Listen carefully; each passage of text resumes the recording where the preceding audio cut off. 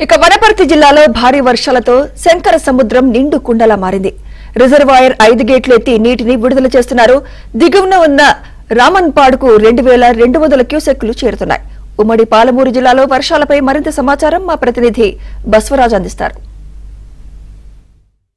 జిల్లా వ్యాప్తంగా కూడా విస్తారంగా మరోసారి వర్షాలు కురుస్తున్నాయి. మే నెల నుంచి కురుస్తున్న వర్షాలు ఎడతెరిపి లేకుండా గత 4 నెలల నుంచి కూడా ఇదే పరిస్థితి కొనసాగుతుంది. ప్రతి నెల కూడా వర్షం విపరీతంగా కురవడం, అదేవిధంగా వాగులు వంకలు పొంగిపొరడం ఆనవాయితీగా మారింది ఉమ్మడి మహబూబ్నగర్ జిల్లాలో. దాంతో పెద్ద ఎత్తున వాగులు వంకలు పొంగిపొర్లుతున్నాయి. ప్రస్తుతం మనం పెద్ద వాగు పైన ఉన్నాం. శంకర సముద్రం అనేది ఇక్కడ ఉంటుంది. అంటే వనపర్తి జిల్లాలో ప్రధాన నీటి వరద శంకర సముద్రం రిజర్వాయర్ 5 గేట్లు ఎత్తి దిగువకు నీటిని 2200 క్యూసెక్ల నీటిని దిగువకు విడుదల చేస్తున్నారు. శంకర సముద్రం మొత్తం 1.82 టీఎంసీల నీటి సామర్థ్యంతో చేసినప్పటికీ ప్రస్తుతం ఇది కేవలం అంటే 0.8 టీఎంసీ నీటిని మాత్రమే నిలపగలుగుతున్నారు. ఎందుకోసం అంటే ఇక్కడ ఈ కానాయపల్లి ఏదైతే గ్రామం ఉందో ఈ గ్రామం పూర్తిగా ముంపు గ్రామం. ఈ గ్రామానికి సంబంధించి ఏదైతే పరిహారం ఇవ్వాల్సి ఉందో పరిహారంలో కొంచెం పేచీలు వచ్చి ఇప్పటివరకు పరిహారం అనేది ఫైనల్ కాలేదు. దాంతో ఇక్కడ పూర్తి స్థాయిలో నీటిని నిలిపేందుకు ఆస్కారం లేదు. కానీ వర్షం వచ్చిన ప్రతిసారి కూడా పైనుంచి ఎగువ నుంచి భారీగా వస్తున్న వరద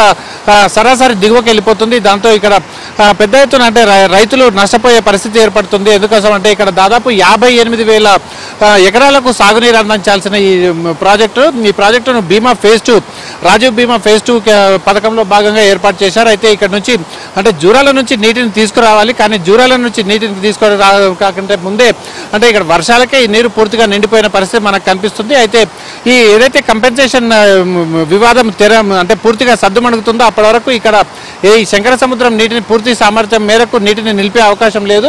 అంటే వనపర్తి జిల్లాలో దాదాపు 6 సెంటీమీటర్ల వర్షపాతం నమోదైన నేపథ్యంలో వచ్చిన నీటిని పూర్తిగా దిగువకు విడుదల చేస్తున్నారు.